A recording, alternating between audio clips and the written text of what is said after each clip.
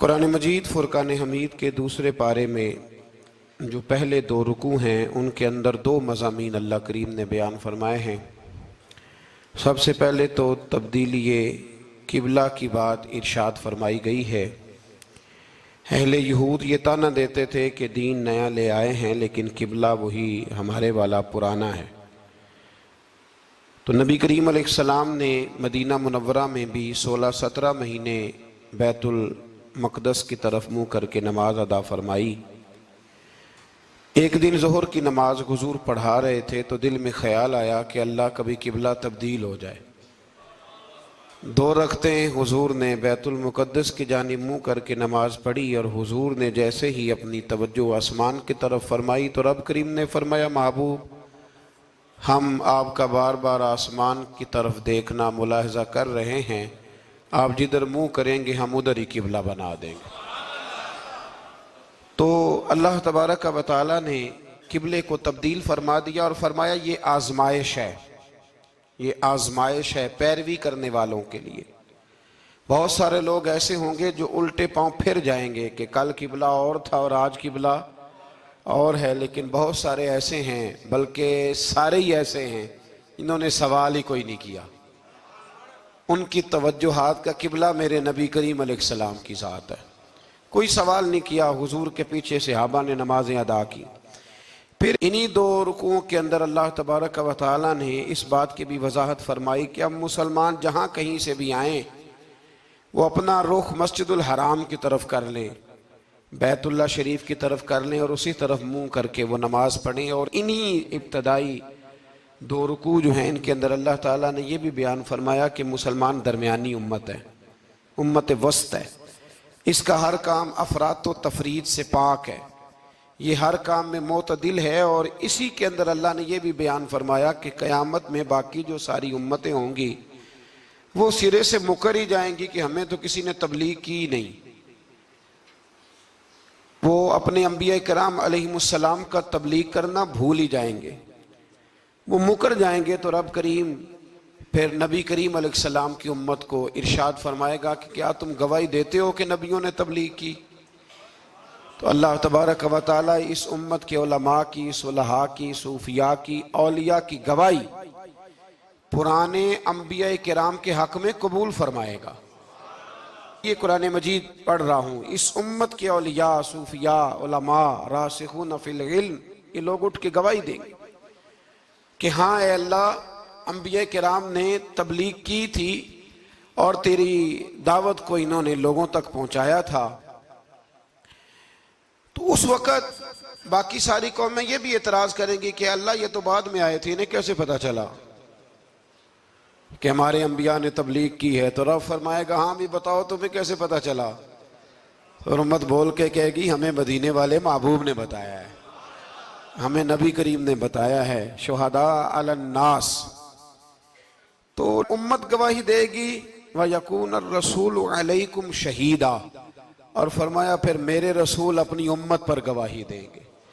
फिर नबी करीम अलैहिस्सलाम उम्मत पर गवाही देंगे और इस तरह इस उम्मत की गवाही अल्लाह तबारक व तआला कबूल फरमा के बाकी सारे अंबिया किराम अलैहिमुस्सलाम के तशरीफ़ लाने को कबूल फरमाएगा और इस गवाही को मंजूर करके अब उम्मतों पर हद जारी की जाएगी कि तुम्हें तबलीग की गई थी, फिर तुमने उस बात को कबूल क्यों ना किया। फिर जब हम बढ़ते हैं ना दूसरे से तीसरे रुकू की जानिब, तो इसमें अल्लाह तबारक व तआला ने दूसरे रुकू से पहले एक बड़ा खूबसूरत फरमान जो बड़ा ज़ुबान ज़द ख़ास व आम है, इरशाद फरमाया फ़ज़्कुरूनी अज़्कुरकुम, तुम मुझे याद करो मैं तुम्हें याद करूँगा। वशकुरूली वला तकफुरून, और मेरा शुक्रिया अदा करो नाशुक्री न करो। वो पीर मेहरे अली शाह साहब, किथे मेहरे अली, किथे मेहरे अली, किथे वो पीर साहब पाक पतन शरीफ तशरीफ ले गए तो वहाँ नारा लग रहा था हक फरीद या फरीद। तो कुछ लोग होते हैं ना फटाफट एतराज़ करते हैं, तो एक साहब ने पीर साहब से कहा ये क्या नारा लग रहा है? तो आप फरमाने लगे ये कुरान सच्चा हो रहा है। कहा क्या मतलब? फरमाया अल्लाह का वादा है तुम मेरा जिक्र करो मैं तुम्हारे चर्चे करा दूंगा। तो फरमाया फरीदुद्दीन ने सारी ज़िंदगी रब रब किया है, अब उनके जाने के बाद अल्लाह फरीद फरीद करवा रहा है। तो इससे आगे जब हम चलते हैं दूसरे से तीसरे रुकू में, तो बड़ी मारूफ आयात, या अय्युहल्लज़ीना आमनू इस्तईनू बिस्सब्रि वस्सलात इन्नल्लाहा मअस-साबिरीन, सब्र का हुक्म दिया गया, और जो सब्र करे उसको अल्लाह ने अपनी मईयत की बिशारत सुनाई। फिर जो उसके रास्ते में कत्ल हो जाए उन्हें मुर्दा कहने से मना किया। फिर फरमाया तुम्हें मुशक्कत झीलनी पड़ेगी, तुम्हें आजमाया जाएगा, तुम्हें भूख से, फलों और जानों की कमी से, खौफ से आजमाया जाएगा। और फिर जो सब्र करेगा, फरमाया उसे अल्लाह ताला बिशारत भी अता फरमाएगा, और उस पर रब करीम अपनी रहमतों का नुज़ूल भी फरमाएगा। और फरमाया यही वो लोग हैं हुमुल मुहतदून, जिनको सब्र करना आता है, जिनमें हौसला है, जिनमें तहम्मुल मिजाजी है। फरमाया यही वो लोग हैं जो अपने रब की तरफ से हिदायत पर हैं। असल हिदायत उस आदमी के पास है जिसमें फिर कोई सब्र भी है, कोई हौसला भी है, कोई सुकून भी है। फिर इससे आगे जब हम बढ़ते हैं तो अल्लाह तबारक व तआला ने थोड़े से मसाइल हज बयान फरमाए। फिर इससे आगे जाके अल्लाह तबारक व तआला ने अपने रब होने की कुछ निशानियां, कुछ अलामतें बयान फरमाई, और वो वाली अलामतें बयान फरमाई जो इंसानी शऊर के मुताबिक हैं, जिनको इंसान रोज देखता है। फरमाया ज़मीन आसमान के पैदा करने में और रात और दिन के इख्तलाफ होने में, कि जब रात होती है तो दिन नहीं होता, और जब दिन होता है तो फिर रात नहीं होती। और फरमाया ये जो मनो टनो वजन लेके दरिया और कश्ती समुंदर में चलती है, फरमाया इसमें, और जब हम आसमान से पानी बरसा कर ज़मीन से फल उगाते हैं, तो ये सारी चीज़ें देख के समझ जाओ ये खुद नहीं बनी, इन्हें कोई बनाने वाला है, इन्हें कोई बनाने वाला है। इन आयात के अंदर अल्लाह तबारक व तआला ने अपने होने की अलामतें बयान की, और फिर इसी मजमून में आगे जल के फरमाया कि जब मेरे बंदे मेरी ये निशानियां देखते हैं तो वल्लज़ीना आमनू अशद्दु हुब्बन लिल्लाह, फिर ईमान वाले अपने रब से शदीद मोहब्बत करते हैं, फिर वो अपने रब से शदीद मोहब्बत करते हैं। और फिर अल्लाह ताला ने इसी रुकू में आगे जाके इरशाद फरमाया कि बनाया सारा कुछ तुम्हारे लिए है, बनाया सारा कुछ, ये चौथे से पांचवा रुकू आप देखेंगे, फरमाया बनाया सारा कुछ तुम्हारे लिए है, पर तुमने वो खाना है जिसके खाने की तुम्हें इजाजत दी गई है, हलालन तय्यिबा, पाकीज़ा चीज, सारा कुछ तुम्हारे लिए है, पर जिसकी इजाजत मिले तुमने वही। कुछ चीजों की यहाँ खाने की मुमानत है, लेकिन जन्नत में वो चीजें खाने की इजाजत होगी। तो फरमाया तुम हलाल और तय्यब चीज खाओ। शैतान तो तुम्हें बेहयाई का और बुराई का हुक्म देता है, लेकिन तुम उस तरफ आओ जिस चीज का तुम्हारा रब तुम्हें हुक्म इरशाद फरमाता है। फिर अल्लाह तबारक व तआला ने इसी पारे के अंदर, इन्हीं आयात मुकद्दसा के अंदर चौथे से पांचवें रुकू में चार उन चीजों का बयान फरमाया जो कतई तौर पर हराम है। चार वो चीजें जो कतअन हराम है, उनमें सबसे पहले इरशाद फरमाया कि मुर्दार, जो जानवर ज़िबा ना किया जाए और बगैर ज़िबा के मर जाए, वो खाना हराम है। फिर इरशाद फरमाया बहता हुआ खून, ये भी हराम है। अब आप कहेंगे वो तो खून लगता है रोज लोगों को, वो तो लगता है, बोतलों की बोतलें नौजवान खून देते हैं। तो इसमें हमारे बुजुर्गों ने मसला ये बयान फरमाया कि जरूरत के लिए देना जायज है, मजबूरी हो तो फिर खून देना, जिस तरह इंसान मर रहा हो तो उसके लिए मुर्दार खाना भी जायज है। तो कोई बीमार, इतना बीमार कि अब डॉक्टर कहे कि सिवाय खून के कोई और चारा नहीं है, तो वो देना जायज है बिल्कुल। जो देगा अल्लाह उसे अजर भी अता फरमाएगा। तो इसी तरह तीसरे नंबर पर सूअर का गोश्त, ये भी कतअन हराम है, कोई ऐसी सूरत ही नहीं कि जो इसको जायज किया जा सके।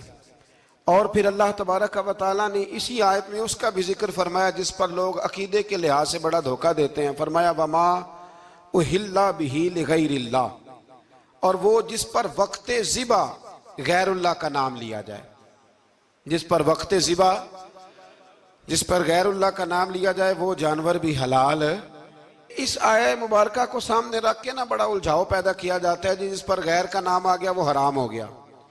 लिहाजा किसी ने कह दिया कि ये बकरा गौसे आजम के नाम का रखा है तो ये हराम है, और किसी ने कहा कि ये मैंने 11वीं शरीफ के लिए दुम्बा रखा है कुर्बानी, हुजूर गौसे आदम के साले सवाब के लिए दूंगा तो ये दुरुस्त नहीं। तो भाई याद रखो वक्ते ज़िबा, यहां तमाम मुफस्सिरीन ने यही लिखा है कि वक्ते ज़िबा किसी और का नाम लिया तो फिर वो हराम। देखे ना, किसी बंदे ने अगर कह दिया कि ये दुम्बा जैद का है, 4-5 दुम्बे बकरे घूम रहे थे, किसी ने कह दिया जैद का है, ये बकर का है, ये अमर का है, ये साद का है, अब क्या ये लफ्ज कहने से वो हराम हो जाएगा?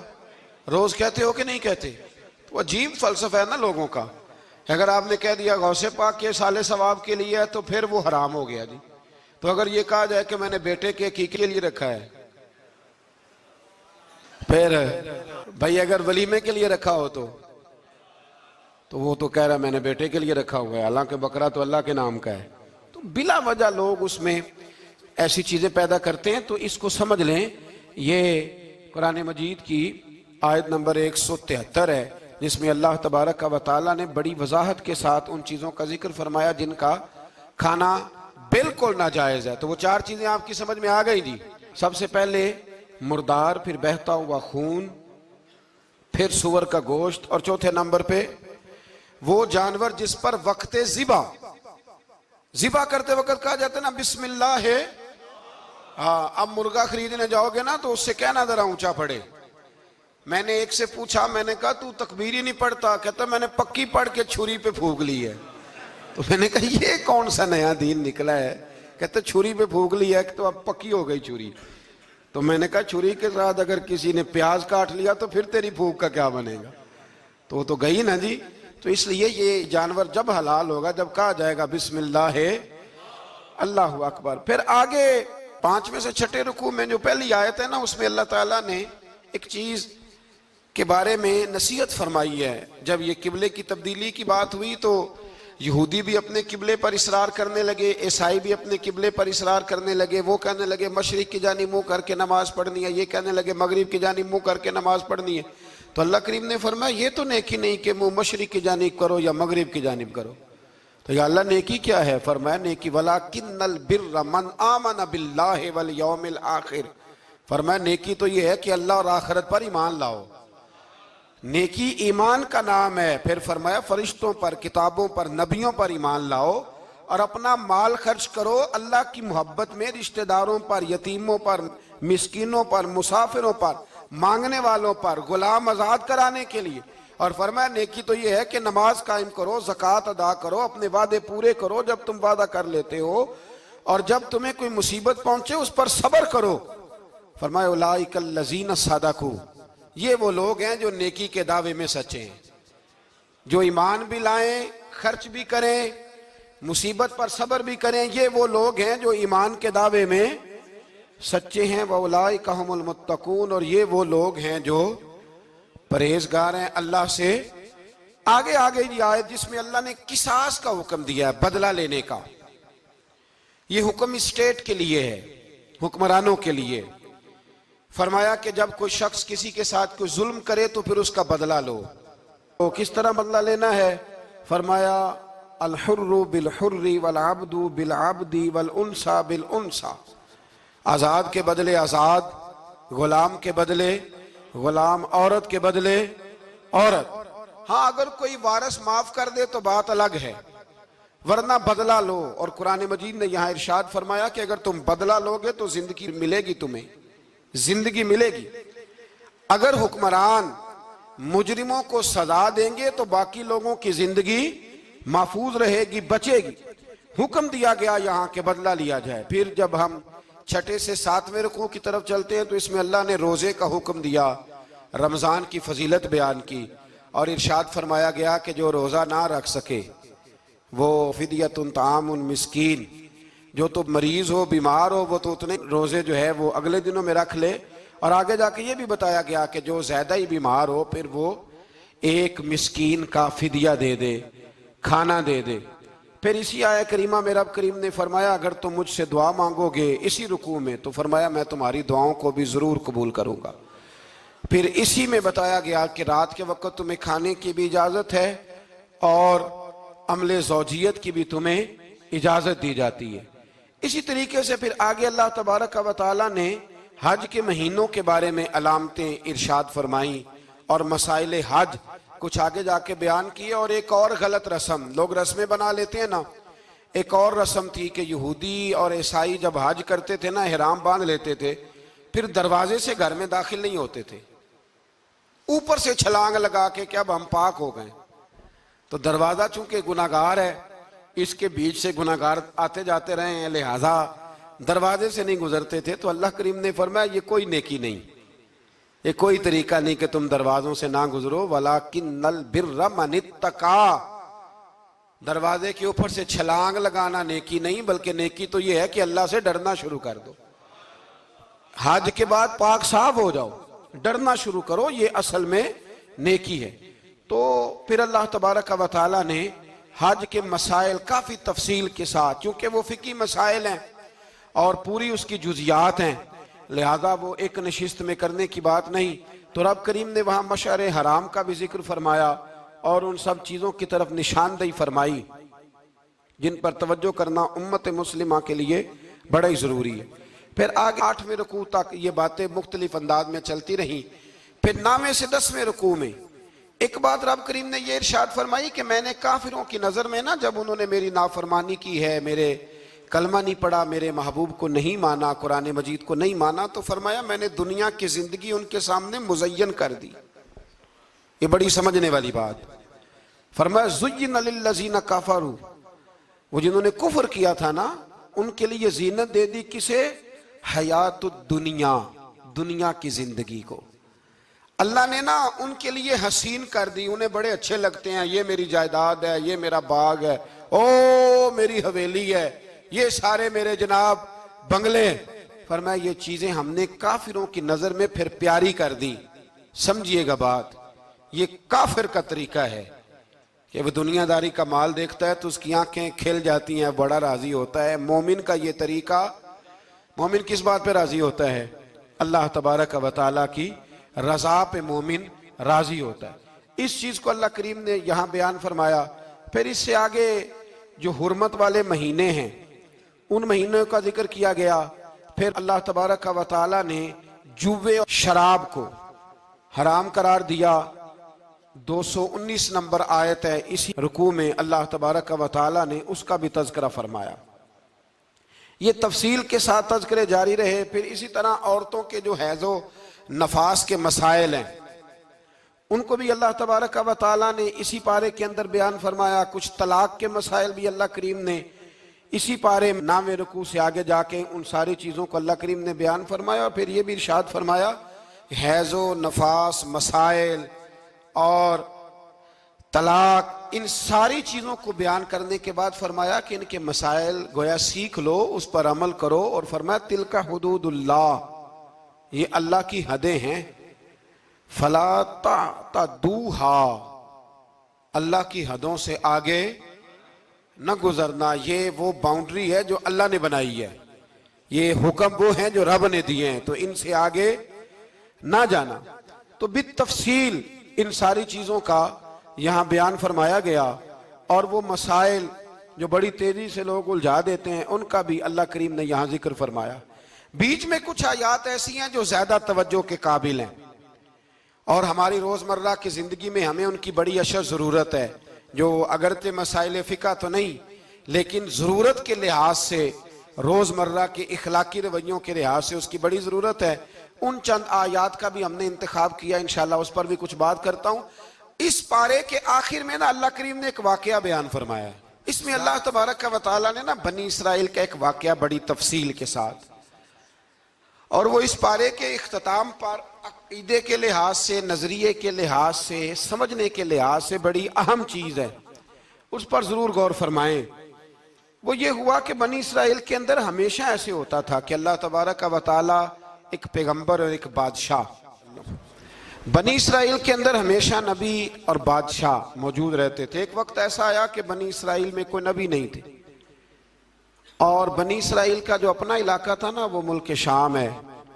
तो कौम में अमाल का एक कौम थी और बड़े सख्त गिर लोग थे। उन्होंने बनी इसराइल वालों के साथ लड़ाई की, जिहाद किया और इन्हें इनके इलाके से निकाल दिया। और कुछ हजरत यूसुफ अलैहिस्सलाम के ज़माने में वैसे भी एक बहुत बड़ी तादाद जाके मिस्र में आबाद हो गई थी। अब ये हुआ कि इनके पास कोई बादशाह नहीं है, ये बार बार दुआ करते हैं, इल्तिजा करते हैं, तो अल्लाह ताला ने एक पैगम्बर इन्हें अता किए जिनके मुख्तलिफ नाम किताबों में हैं। सदरुल फाज़िल रहमतुल्लाह अलैह ने तफसीर ख़ज़ाइनुल इरफ़ान के अंदर उनका नाम हज़रत शमवील अलैहिस्सलाम लिखा है। हज़रत शमवील अलैहिस्सलाम को अल्लाह ताला ने नबुव्वत अता फरमाई, और जब हज़रत शमवील अलैहिस्सलाम अल्लाह के नबी हुए, बनी इसराइल वालों को यकीन आया कि अल्लाह ने अल्हम्दुलिल्लाह हमें एक नबी के झंडे तले जमा कर दिया है, तो फिर उन्होंने कहा कि आप हमारे सामने एक बादशाह भी मुकर्रर करें ताकि हम उसकी सरपरस्ती में जिहाद करें। जब इन्होंने ये बात की तो अल्लाह तबारक व तआला ने हज़रत शमवील अलैहिस्सलाम के ज़िम्मे लगाया। तो एक उस ज़माने में अल्लाह के नेक बंदे थे, जनाब तालूत अलैहिस्सलाम उनका नाम था। तो हज़रत शमवील अलैहिस्सलाम ने उन्हें कहा कि अल्लाह करीम ने ना तुम्हारा बादशाह तालूत को बनाया है, उनका नाम भी कुरान मजीद ने जिक्र फरमाया है। तो बनी इसराइल के लोग कहने लगे ये तो गरीब आदमी है, वो बकरियां चराया करते थे, लेकिन इल्म में बड़े पुख्ता थे, वजूद में बड़े ताकतवर थे। तो कहा कि ये तो गरीब आदमी है, तो हम तो ज़्यादा हक रखते थे कि हमें बादशाह बनाया जाए। तो हज़रत तालूत अलैहिस्सलाम के बादशाह बनने के बाद हज़रत शमील अलैहिस्सलाम ने जो बात की, अल्लाह करीम ने उसे कुरान मजीद में बयान फरमाया। रब फरमाता है बस्ततन फिल इल्म वल जिस्म, इसे इसलिए तुम्हारा बादशाह बनाया गया है कि इसे हमने कुशादगी दी है, इल्म में भी और जिस्म में भी। बड़े माशाल्लाह मोटे ताजे थे, वजूद बड़ा ताकतवर था। कुछ मोटे ताजे होते हैं पर ताकतवर नहीं होते, मोटे ताजे भी थे और ताकतवर भी थे। फरमाया कि वजूद में भी ताकत है और इल्म में भी अल्लाह ने इन्हें वुस्अत अता फरमाई। तो बनी इसराइल वाले कहने लगे जी नहीं जी, कोई बंदा और आ जाए, ये हमारा बहुत बड़ा मसला है ना जी, हर एक की मर्जी की ना तो बात हो सकती है और ना हर बंदा हर एक की मर्जी पर पूरा। कहने लगे नहीं जी, कोई और होना चाहिए था, हमें कैसे पता चलेगा कि अल्लाह ने मुकर्रर किया है। बड़ी खास बात है, इसको समझिएगा, ये सारा मजमून आपको मिलेगा इसी पारे के आखिर में। आप पढ़ेंगे ना जी तो ये सारा मजमून आपको मिलेगा, और आप अगर सरसरी नजर से भी इसका मुताला करेंगे ना, जाके कुरान शरीफ खोल के 15वें से 16वें रुकू में, आप खुश होंगे कि आप कितने अच्छे नजरिए और अकीदे के मानने वाले हैं। तो जब कहा ना कि तालूत को हमारा बादशाह बनाया गया तो दलील क्या है, तो कुरान कहता है कि हजरत शमवील अलैहिस्सलाम ने फरमाया कि तुम्हारा एक ताबूत था, एक संदूक था तुम्हारे पास, वो संदूक तुम्हारा कौमे उमाल का उठा के ले गई थी। इनके बादशाह होने की दलील ये है कि अल्लाह तुम्हारा वो संदूक तुम्हें वापस कर देगा, वो तुम्हारा संदूक तुम्हें वापस कर देगा। उस संदूक में क्या है, वो हजरत आदम जन्नत से साथ लेके आए थे, उसमें था क्या, तो कुरान मजीद कहता है कि उसके अंदर ना हजरत हारून अलैहिस्सलाम और हजरत मूसा अलैहिस्सलाम के तबर्रुकात थे। तबर्रुकात, कल मैं एक मौलवी देख रहा था, बेचारा एक बंदा ना मस्जिद नबी के साथ गुलाफ और शायद कोई कफन था, वो मस्जिद नबी की दीवारों से मस कर रहा था। तो वो कह रहा था नहीं इससे क्या होता है, तबर्रुक कोई चीज़ नहीं, अच्छे अमाल की वजह से बंदा बख्शा जाएगा। मैंने कहा तू मुझे मिले तो मैं तुझे बुखारी खोल के दिखाऊं कि हजरत अब्दुर्रहमान इब्ने औफ जिन्हें हुजूर ने कतई जन्नती कहा, हुजूर के वजूद पर कुर्ता देख के कहने लगे हुजूर बड़ा ही सोना लग रहा है। तो फरमाया तुझे चाहिए, हुजूर मिल जाए तो क्या ही बात है। नबी पाक ने अता किया तो सहाबा कहने लगे अब्दुर्रहमान आपको तो जरूरत नहीं थी, आपके पास तो बड़े लिबास हैं, तो ये कुर्ता हुजूर ने कबूल कर लिया, कोई लेके आया और आपने मांग लिया। तो वो रो पड़े, कहने लगे पहनने के लिए नहीं मांगा, ये हुजूर के जिस्म से लग गया है, मैंने कफन बनाने के लिए मांगा है। तू कहता है हुजूर के तबर्रुक में खैर कोई नहीं। और आप यकीन करें उन लोगों पे हैरानगी है, हमने भी मरना है ना जी, बड़ी जल्दी कब्र में जाना है, वक्त का कुछ पता नहीं, लेकिन इतने अंधे होकर लोग चीजों को देखते हैं और इस तेजी के साथ गुमराही फैलाते हैं। मुझे बाकायदा किसी ने वीडियो भेजी और कहने लगा जी देखें कितनी अच्छी बात कर रहा है, लोगों को समझाएं। तो मैंने कहा नहीं, इसको समझाने की जरूरत है। और मैंने उसको देखा है, वो जो लाल रुमाल वाला है, मैंने देखा है वो ढूंढ ढूंढ के जाहिलों को पकड़ता है, तलाश करता है, और अगर कोई मिल जाए बात बताने वाला तो फिर वो खुद पकड़ा जाता है, और कई दफा पकड़ा गया तो निकल गया है। अल्लाह ताला हमें समझने की तौफीक दे, हम सियाने हो जाए तो ये दूर दूर तक नजर नहीं आएंगे इंशाअल्लाह। तो वो ताबूत आएगा, बनी इसराइल वालों से कहा ताबूत में क्या था सुन लो, और ये कुरान मजीद है। आज मेरी मानना ये 15 में से 16वां रुकू जरूर ही पढ़ना कि वो आखिर ताबूत में क्या था, खोलना जरा। कुरान मजीद कहते हैं कि हजरत मूसा अलैहिस्सलाम और हजरत हारून के तबर्रुक थे। तो तबर्रुक क्या थे? तमाम मुफस्सिरीन ने लिखा है कि हजरत मूसा का एक कुर्ता था, एक डंडा था, जूते थे, और जनाब हारून अलैहिस्सलाम का इमामा शरीफ था, और तौरात की कुछ तख्तियां थी। तो उसका फायदा क्या था? उस ताबूत का फायदा यह था कि बनी इसराइल वाले जब अपने दुश्मनों से लड़ते थे, ताबूत सामने रख के दुआ मांगते थे, अल्लाह इन्हें कामयाबी अता कर देता था। तो कौम मालकों को भी पता चल गया कि संदूक में कुछ है जिसकी वजह से ये कामयाब हो जाते। वो संदूक उठा के ले गए। अब उनकी कम बख्ती ये, कम नसीबी ये कि उन्होंने जाके उसे रूढ़ी पे फेंक दिया। जब रूढ़ी पे फेंका तो उनके अंदर बीमारियां आ गई, वबाएं फूट पड़ी, मरने लगे, वजूद फूलने लगा। फिर उनके दिलों में बात आई कि ये हमने इस संदूक की बेअदबी की है। संदूक में क्या है? तबर्रुकात। हमें कहते हैं जी नालैन का नक्शा क्यों लगाया है? तो हमारे तो बुजुर्गों का कीदा है, सर पे रखने को मिल जाए अगर नक्शे नाले पाके हुजूर, तो फिर कहेंगे कि हाँ ताजदार हम भी हैं। तो कहा कि उसके अंदर ये तबर्रुकात थे। उन्हें भी समझ में आई, तो उन्होंने ना बैलगाड़ी मंगाई और वो संदूक उठा के उसके ऊपर रख दिया। अब क्या हुआ? कुरान कहता है कि फरिश्तों ने ना उस संदूक को वहां से उठाया। मुफस्सिरीन ने लिखा इसका माना यह भी हो सकता है कि उस बैलगाड़ी को डायरेक्शन पे लगाया। उधर से हजरत शमूएल अलैहिस्सलाम ने जनाब तालूत को बादशाह बना दिया, और इधर से वो संदूक चल पड़ा। कहा भाई हम इनको कैसे बादशाह माने? तो फरमाया बादशाह इस तरह मानोगे कि तुम्हारा वो संदूक आ जाएगा। और कुरान कहते हैं उस संदूक में तुम्हारे दिलों का सुकून है, उसमें तुम्हारे दिलों का।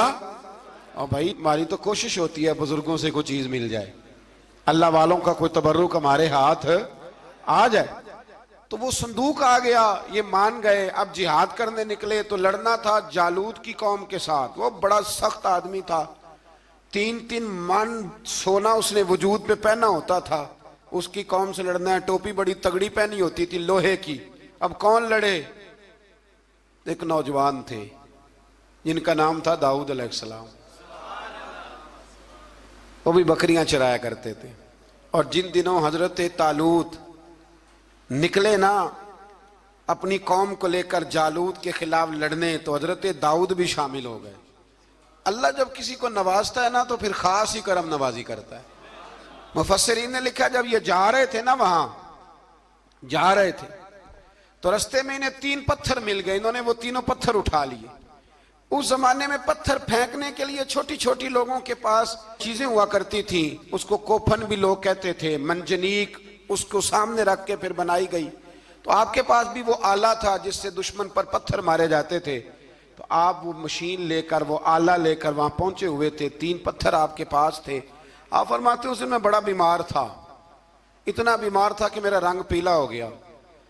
अब वो जालूत के सामने कोई नहीं जाता था। तो जनाब तालूत कहने लगे कि जो जालूत को मारेगा ना, यानी इनके बादशाह को, इस कौम के, तो मैं उसे अपनी आधी सल्तनत भी दे दूंगा और अपनी बेटी का निकाह भी उसके साथ कर दूंगा। देखें अल्लाह नवाजता है तो किस अंदाज में नवाजता है।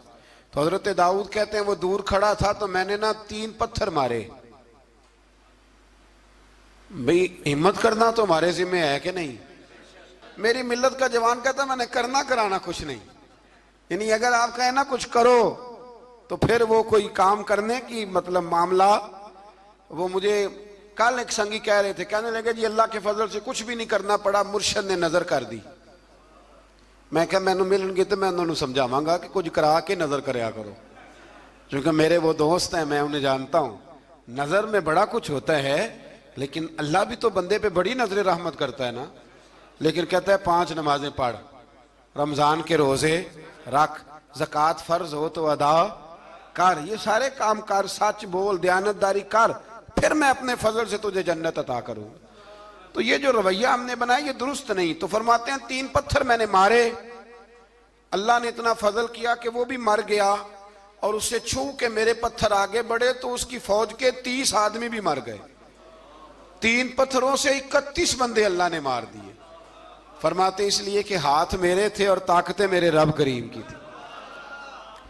तो हजरत दाऊद अलैहिस्सलाम के हिस्से में जनाब तालूत की साहिबजादी भी आई, आधी सल्तनत भी आई।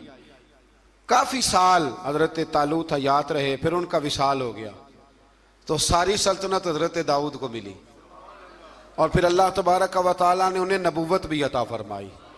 ये दुनिया में वाहिद पैगंबर हैं जो बैक वक्त नबी भी थे और बादशाह भी थे। और फिर अल्लाह ने फजल फरमाया, इन्होंने बड़ी बड़ी फुतूहात की। और फिर हजरत दाऊद के साहिबजादे का नाम हजरत सुलेमान अलैहिस्सलाम, फिर उनके साहिबजादे का नाम हजरत। तो ये हुआ कैसे? ये सारा कुछ अल्लाह तबारक व तआला के फजल से हुआ, उसके करम से हुआ। अब इस वाक़या से हमें क्या पता चलता है? हमें यह पता चलता है कि रब जब फजल फरमाए ना किसी पे भी, तो हमें उस बंदे को देख के राजी होना चाहिए, कोई शिकवा नहीं करना चाहिए। और दूसरी बात ये समझ लेना चाहिए कि हुकूमतें, माल, दौलत ये सिर्फ सियासतों से नहीं मिलती, ये खुदा के फजल से मिलती है। और ये भी समझ लेना चाहिए कि जो बुजुर्गों के तबरुकात होते हैं उनकी क्या ही बात होती है। चंद बातें ऐसी थी कि मेरा दिल करता था उनको दोहराया जाए और ख़ास करके उन बातों पर तवज्जो की जाए। यहाँ ना अल्लाह तबारक व तआला ने उन बातों में से एक बात का जिक्र फरमाया है। यहाँ 207 नंबर जो आयत है ना इसी पारे की, उसमें अल्लाह करीम ने फरमाया कुछ लोग ऐसे हैं जो अपनी जानें ही अल्लाह के हवाले कर देते हैं। जिंदगी का मकसद दीन होता है, लुटा देते हैं। ये नाजिल कब हुई? यह आया मुबारक हजरत सुहैब रूमी के बारे में नाजिल हुई। हजरत सुहैब रूमी रदी अल्लाह तआला अन्हु बड़े मालदार थे। मक्के से जब चले ना तो सारा माल मक्के में छोड़ दिया, इसलिए कि अल्लाह के रसूल मदीने चले गए। फरमाते हैं फिर मैंने मालो दौलत की परवाह नहीं की, फिर मैंने ये सोचा कि मैंने अपने हबीब के पास जाना है। सारा माल एक जगह पे दबाया और फरमाते मैं मदीना तय्यबा के लिए जब निकला तो कुफार ने, कुरैश मक्का ने रोका, हम नहीं जाने देंगे। तो हज़रत सुहैब रूमी फरमाने लगे भाई सुनो, मैं कमज़ोर नहीं, मैं ताकतवर आदमी हूँ, और तुम में से कोई ऐसा माई का लाल नहीं जो तीर चलाने में मुझसे ज़्यादा सियाना हो, तलवार चलाने में मुझसे ज़्यादा अक्लमंद हो। जाना मदीने मैंने है। अब यह है कि तुम बताओ मेरे साथ तीरों तलवारों से लड़ोगे या मैं तुम्हें एक सौदा बताऊं वो सौदा करोगे? कुरैश कहने लगे सौदा क्या है? कहने लगे मेरा बड़ा माल है, मैं मक्के में दफन करके आया हूं, तुम मुझे मदीने जाने दो, मैं तुम्हें सारे माल का पता बता देता हूं। हजारों लाखों में था माल तिजारत। देखें जब सहाबा मदीने जाते थे तो कितनी कीमत दे के जाया करते थे। तुम मुझे जाने दो, मैं तुम्हें वहां का पता बताता हूं। उन्होंने कहा जी बात ठीक है, आप पता बता दे। हज़रत सुहैब ने सारी जिंदगी की जमा पूंजी हजारों लाखों में सारी दे दी और मदीने के लिए तैयार हो गए। अल्लाह करीम ने इस बात को बड़ा ही पसंद फरमाया और फरमाया व मिनन नासी मन यशरी नफ्सहु इब्तिगा मरदातिल्लाह। फरमाया कुछ लोग ऐसे हैं जो अपनी जानें ही बेच देते हैं अल्लाह की रिजा हासिल करने के लिए, अपनी जानें बेच देते हैं। नफ्सहु इब्तिगा मरदातिल्लाह, अल्लाह की रजा हासिल करने के लिए अपनी जानों को बेच देते हैं। तो फरमाया फिर अल्लाह क्या करता है? फरमाया वल्लाहु रऊफुम बिल इबाद, फिर अल्लाह भी अपने बंदों पर बड़ा ही रहम फरमाने वाला है। जब ये सारा माल दे के मदीने पहुंचे ना तो इनके इस्तकबाल के लिए जनाब उमर पहले से मौजूद थे। हजरत उमर रिसीव करके नबी करीम की बारगाह में ले गए तो फरमाते हैं हुजूर ने मुझे देखते ही फरमाया सुहेब, जिंदगी में तुमने बड़ी तिजारतें की होंगी, पर ये जो तूने सौदा किया है ना ये बड़ा ही नफे वाला किया है।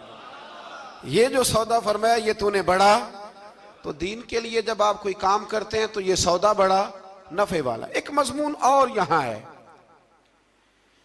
216 नंबर आयत में, वो भी बड़ा ही समझने वाला है। अल्लाह करीम ने जब जिहाद फर्ज किया ना तो फरमाया कुतिबा अलैकुमुल किताल, हमने तुम पर कत्ल करना, किताल करना फर्ज किया है। फरमाया हो सकता है तुम्हें ये कराहत महसूस हो, मुश्किल लगे, बुरा लगे। एक बात जो आज की नसीहत है और मज़ामीने कुरान जो हम सीख रहे हैं उसके अंदर से हमें ये खास चीज है जिसको समझना चाहिए। अल्लाह करीम ने फरमाया कि तुम पर जिहाद फर्ज किया गया है, वाहुवा कुरहुल लकुम, हो सकता है तुम्हें नापसंद हो, तो एक ना सारी जिंदगी के लिए एक नसीहत कर दी। फरमाया व आसा अन तकरहू शैया, हो सकता है तुम किसी चीज को नापसंद करो, वहुवा खैरुल लकुम, और वो तुम्हारे लिए अच्छी हो। अल्लाहु अकबर। ये वो बात है अगर समझ में आ गई तो कलेजा ठंडा हो गया, जिंदगी सुकून में आ गई। फरमाया हो सकता है तुम किसी चीज को नापसंद करो और वो तुम्हारे लिए बेहतर हो। व आसा अन तुहिब्बु शैया, हो सकता है तुम किसी चीज से मोहब्बत करो, वहुवा शर्रुल लकुम, और वो तुम्हारे लिए बुरी हो, अच्छी। बस मेरे रब ने एक बात मुसलमान को बता दी जो जीने के लिए बड़ी काफी है। फरमाया तुम मेरे और मेरे रसूल के हुक्म पर चलो। क्यों? इसलिए कि वल्लाहु यअलमु व अंतुम ला तअलमून, अल्लाह जानता है तुम नहीं जानते। अल्लाह के तरीकों के मुताबिक, रसूलुल्लाह के बताए हुए तरीकों के मुताबिक चलो। अल्लाह जानता है, हम जानते नहीं। तो कुरान मजीद की इस नसीहत पर जरूर गौर करें। एक शख्स ने एक दफा अपनी बीवी की बड़ी शिकायतें की नबी करीम की बारगाह में, तो रसूल करीम अलैहिस्सलाम ने फरमाया हो सकता है अल्लाह तुम्हें उसमें से ऐसी औलाद अता कर दे जो तेरे लिए बाइसे खैर हो। जो चीज़ें हम नापसंद करते हैं बाज़ औक़ात उसी में से अल्लाह ताला हमारे लिए खैर कर देता है। अल्लाह हमें समझने की तौफीक अता फरमाए। आखिर दावा।